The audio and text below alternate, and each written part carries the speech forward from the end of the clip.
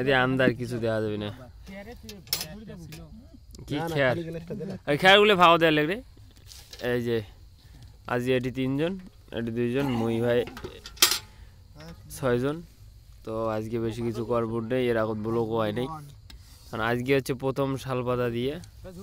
তাছাড়া এর আগত তো দেখছেন কলা পাতা ছিল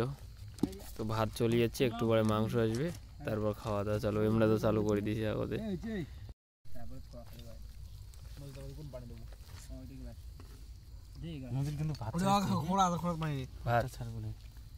ভাত তো খাইছো একবার আলু তো লাগবে আলু বন্ধু সকাল হ্যাঁ না না 2 জন করে তাহলে আমি আর আনবাম ঠিক আছে শুরু করে যাও